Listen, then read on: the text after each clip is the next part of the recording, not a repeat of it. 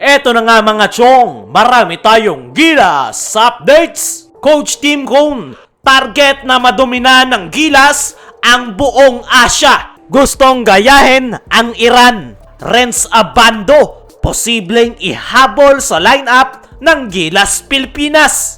Gilas Pilipinas bad news. Junmar Fajardo hindi makakapaglaro sa darating na FIBA Asia Qualifiers. Kahapon, nagparamdam at dumalo na ng practice itong si CJ Perez sa Inspire Sports Academy sa Calamba, Laguna. Agad nga itong sumabay sa practice. Pero yung masamang balita ay yung kanyang teammates sa San Miguel Beermen na si Junmar Fajardo ay no-show pa rin hanggang sa ngayon dahil meron nga itong iniindang injury na nakuha niya last PBA Finals. Ayon sa mga reports, ay kailangan pa ng panahon at oras ni Junmar Fajardo bago ito makapag-report sa practice ng ating national team dahil nire-recover pa raw nito ang kanyang calf injury. At dahil nga sa hindi nakakadalo ng practice, itong si Junmar Fajardo ay napakalaki nga ng tsansa na hindi siya makakapaglaro sa FIBA Asia Qualifiers kontra Hong Kong at Chinese Taipei. Masamang balita nga yung pagkakawala nitong si Junmar Fajardo para sa Gilas Pilipinas. Alam naman natin yung mga kaya nitong maiambag sa loob ng painted area. At dahil nga sa pagkawala ni Junmar Fajardo ay magkakaroon ng butas ang ating national team. Dahil ngayon ay dalawa na yung injured ng Gilas. Una ay si AJ Edu, pangalawa si Junmar Fajardo. Pareho pang big man at ang natitira na lang dyan ay si Kai Soto. Nandyan nga si Japet Aguilar pero hindi pa sigurado kung makakapaglaro ito. At sana nga lang ay magawan yan ng paraan ni Coach Tim Cone. Dumako tayo dito sa kabilang balita. Renz Abando, posibleng ihabol sa lineup ng Gilas Pilipinas. Maraming mga fans ang nagtataka kung bakit hindi na ipasok itong si Renz Abando sa Final 12 lineup ng ating national team. Pero simple nga lang yung sagot dyan. Hindi nga healthy itong si Renz Abando at kasalukuyan pa rin nagre-recover dahil sa natamo nitong back injury. At kung sakaling healthy itong si Renz Abando ay malamang sa malamang ay isinama ito ni Coach Tim Cone sa kanyang Final 12 lineup dahil napakasipag nga nito na player at athletic pa na isa sa mga gusto ni Coach Tim.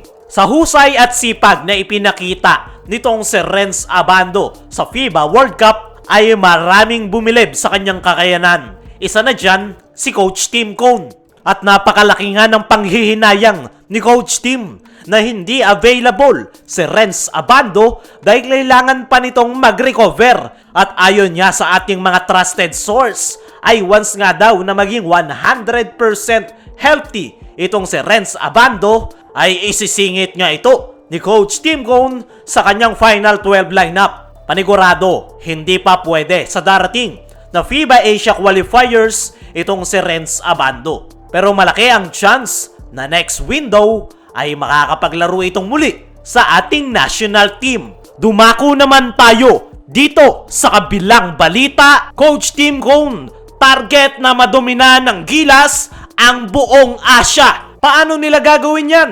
Tutukan natin ang report ni Ruben Terrado ng Spin.ph. Cone hoping Gilas find success using Iran model during Haddadi era.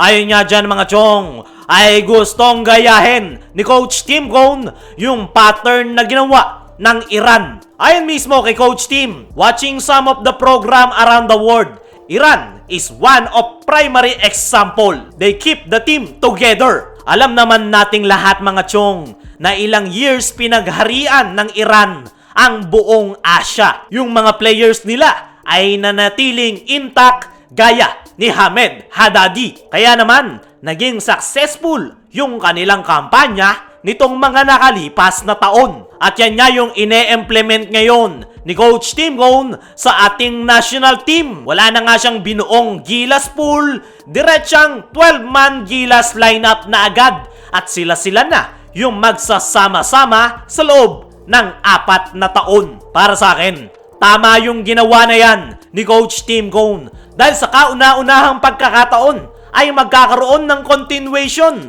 ang ating national team at ang pinaka-importante ay makakabuo sila ng solid team chemistry. Yan nga yung pinaka-importante sa isang koponan, lalong-lalo na sa sistema ni Coach Tim Cone na mixed triangle offense. Kapag meron kang solid chemistry ay madali na lang ang opensa at magiging deadly lalo ang triangle offense. Sa ngayon ay suportahan natin yung plano ni Coach Tim sa ating national team.